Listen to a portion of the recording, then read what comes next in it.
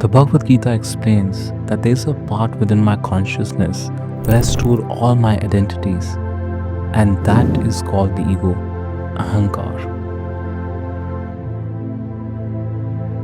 It's like the internal shelf where I've lined up all the I ams. I am the CEO. I am the founder. I'm a good person, bad person. I'm intelligent. I'm dumb. I'm a winner. I'm a loser. Whatever identities I've created are all held tightly within my ego. And these aren't just mere titles. Deep down, they become the very part of my identity, my existence. They define me as I am. Now, what's the test that I have an ego filled with these designations and identities? Very simple. Let someone hurt the designations I carry. I think I'm kind. Let someone disturb that idea by calling me cruel. I will be hurt. I think I'm very intelligent. Let someone blame me for making bad decisions and I will get hurt. I think I'm good looking and let a face mark tarnish that idea of my beauty and I will be hurt. So where does this hurt emerge from? It emerges from the chambers of my ego where all such identities are stored. So what does it mean to live life with an impure, false ego? It basically means to title the soul with so many temporary designations that the weight of those designations becomes so huge that it's like wearing a heavy armor 24/7. It's exhausting. And the journey doesn't stop there. First, I invest a good part of my life in identifying and building upon these many designations. And then I invest another important part of my life in preserving, nurturing, and defending them from being disturbed. For example, I am one of the richest is an identity. And to maintain that very identity that I am one of the richest, even if I don't remain as rich anymore, even if my ranks in the world go down, I must live in a way beyond my means, beyond my capacities, beyond my situations to preserve that identity because that's who I think I am in my consciousness. And this journey can be very cumbersome because I'm so busy defending the titles and the identity that I've created and the outcomes therein that I lose the very joy of the journey itself. The worst part is that the titles I fight for are not even permanent and they are so prone to change. It's like holding sand tightly in my grip and expecting it to never fall out. Finally, when despite my best efforts, these temporary designations in my ego do get disturbed, because they will, I spend rest of my time feeling disturbed myself and committing mistakes out of that frustration I would never otherwise do. Let's take one real life example of how we react when our egos get slapped. Imagine a father coming back home from a very tough and tiring day. He goes into the room of his very dear child. He wants to have some time with his child. And as soon as he opens up the door and he sees the kid very angry, and as soon as he approaches the kid surprisingly slaps the father very harshly. No asking, no explanation, nothing, just slapped. This could happen to the best of us. Dear leaders, it doesn't have to be a literal physical slap. It could be just a feeling when something hits you unexpectedly. It could be a slap of criticism that stings you deeply. It could be the slap of feedback that sounds like an attack, that feels like an attack. It could be a slap of an action from one of my so-called subordinates. It could be a slap of a reaction from someone I love.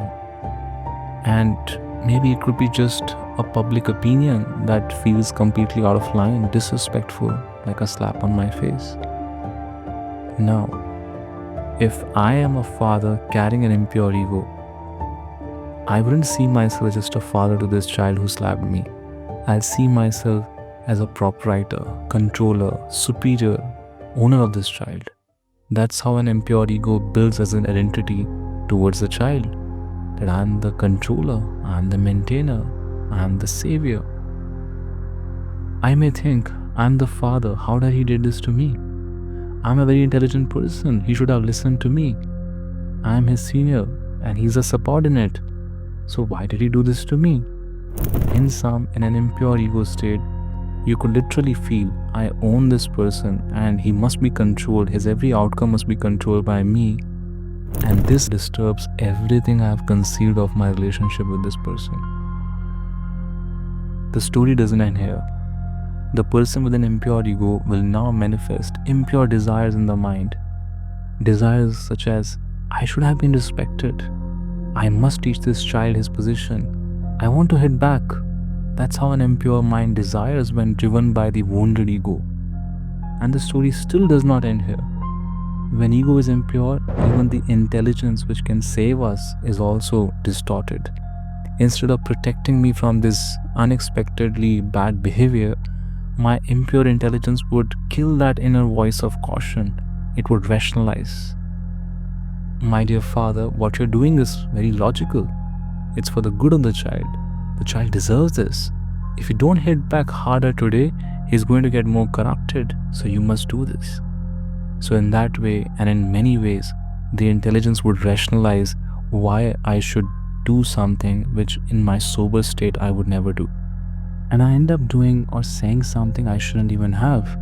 It's like someone dragged my inner chariot of consciousness miles away forcibly, and then I realized much later, oh, how did I even reach here? Just think for a moment of any time when you got any unexpected reaction from someone in your personal or professional sphere, and how did you react? Was there a time when this slap on my identity pushed me to hit back or do something that I regretted later? Now the question is, how do I manage this ego and lead from a place of unshakable inner stability? And the answer is by following the wisdom of Srimad Bhagavad Gita. The Gita doesn't expect us to remove the ego from our lives and be egoless, as some may believe. It's not even possible, because if you remove your identity, what remains of you? Gita teaches us the depth of the entire science behind ego, mind and intelligence, and trains us how to replace our false ego with the right ego. It prepares us to purify our ego. Think about it. If you can have false and temporary identities, can you not have right and eternal identities? Can you not have the right perspectives of who you are? Can you not have the right designations that are not disturbing to my inner stability, that aren't damaging to my pure consciousness, but rather they uplift me, empower me, and give me the maximum stability even in the most chaotic situations? That is the gift of Bhagavad Gita. It gifts us back the best form of our own self and the best identities we must preserve and nurture within ourselves.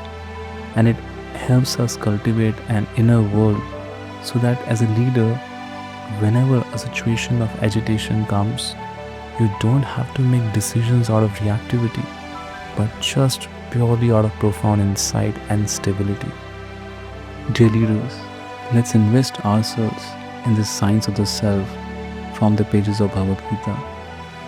It's crucial because every reaction of yours will make a big difference to the world, positive or negative. Thank you very much.